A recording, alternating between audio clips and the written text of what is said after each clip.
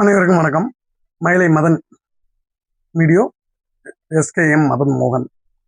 இந்த வீடியோ என்னத்தீங்கன்னா, இடையில சமீப காலங்களாக இந்த மயிலாடுதுறை வட்டார போக்குவரத்து அலுவலகத்தில் நடைபெற்ற ஊழல்கள் இதை பற்றி நம்ம விமர்சனம் வச்சுருந்தோம், வீடியோ போட்டிருந்தோம்.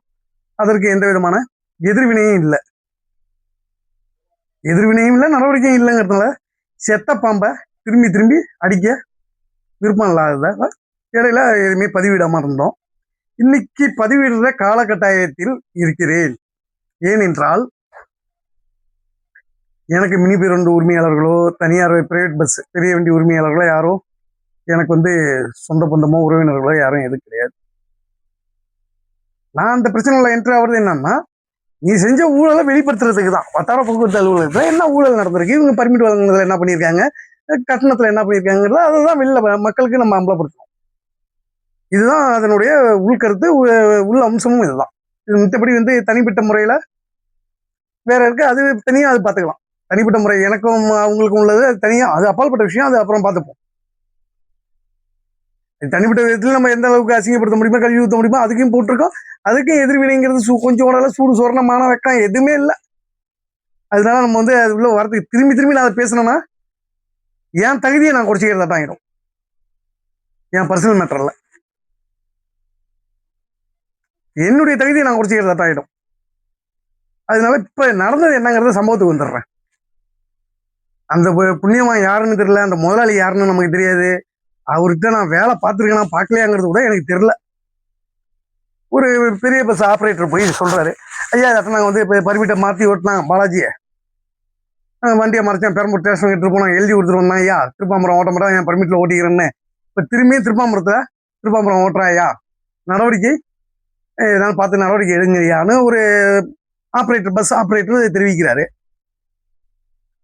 அதற்கு ஒரு வட்டார போக்குவரத்து அலுவலகத்தின் அதிகாரிகள் என்ன பதில் சொல்லலாம்?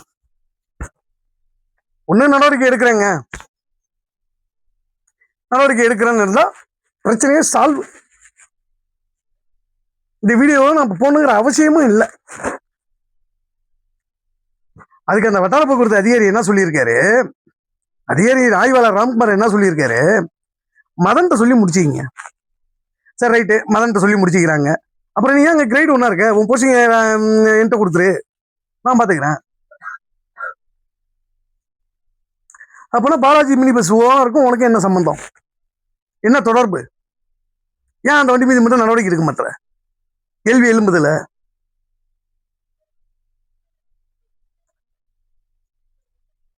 சில நாகரிகம் கருதி சொல்றேன். வட்டார போக்குவரத்து ஆய்வாளர் ராம்குமாருக்கும் சுதர்சனுக்கும் என்ன தொடர்பு? ஏன் சுதர்சன் வண்டி மேல நடவடிக்கை எடுக்க மாட்டேற? ஏன் நீ ஒரு ஆபரேட்டர் சொல்ற, நீ அதிகாரியா? நீ அதிகாரி, நீ பப்ளிக் கிடையாது, நீ ஒரு அதிகாரி. நீ அந்த ஆபரேட்டர் சொல்றப்ப அவர்கிட்ட சொல்ல வேண்டியதுனையா, நடவடிக்கை எடுக்கணும்னா வேலை முடிச்சுட்டு, சிம்பிள் பாயிண்ட், நடவடிக்கை எடுக்கணும் வேலை முடிச்சுட்டு மதன்கிட்ட போய் சொல்லுன்னா, மதன் என்ன ரவுடியா? அதனால ரவுடியா தாதாவா? நீங்க செத்த பாம்புன்னா உன்னை பத்தி நான் வீடியோ போடுறதே கிடையாது. திரும்பி என்ன பேச வைக்கிறீங்க?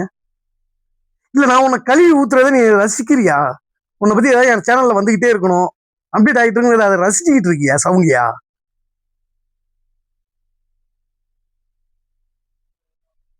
இல்ல உனக்கு எகைன்ஸா ஏதோ எந்த மினி பஸ் மேல எந்த பெரிய வண்டி ஆபரேட்டர் கொடுத்தாலும் உடனே மதனை கிளப்பி விட்டான்.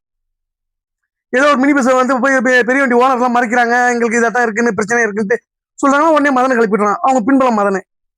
அப்பனா மாயத்தில் உள்ள உரிமையாளர்கள்லாம் மதன் தான் பின்பலமா? மதன் யாரு? மதனுக்கும் உனக்கும் பிரச்சனை. நீ தனிப்பட்ட போல நீ ஆச்சு, மதன் ஆச்சு. மதன் நீ செஞ்ச ஊழல சட்டத்துக்கு புறமான நீ செஞ்ச விஷயத்த வெளில கொண்டு வரான், அவ்வளவுதான். அவர் என்ன சொல்றாரு, எதாவது எழுதி கொடுத்துட்டு வந்தான் சார் பெரம்பூர் ஸ்டேஷன்ல, திரும்பி அதை எழுதி கொடுத்துட்டு திரும்பி ஓடிட்டு இருக்கான் சார், கொஞ்சம் பார்த்து நடவடிக்கை எடுங்கன்னு மதன்ட்டு சொல்லி முடிச்சிங்கன்னா, மதன்ட்டு சொல்லி முடிச்சுக்கிறாங்க. நீ அப்புறம் எதுக்கு இருக்கீங்க? எங்க மாவட்டத்தில் மாவட்டவா இருக்கா? நீ அதிகாரின்னு சொல்றது உனக்கு வெக்கமா இல்ல, கேவலமா இல்ல? நீலாம் ஒரு அதிகாரியா?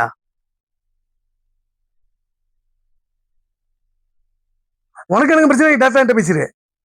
அவங்க பாலாஜி மினி பஸ் சம்பந்தமாக எந்த வண்டி சம்பந்தமாக எந்த ஓனர் உன்கிட்ட புகார் கொடுத்தாலும் நடவடிக்கை எடுக்க சொன்னாலும் உன்னை எடுக்கலன்னு நீ அவங்கள்ட்ட சொல்லிட்டு என் பேரை பேசினா நல்லா இருக்காது.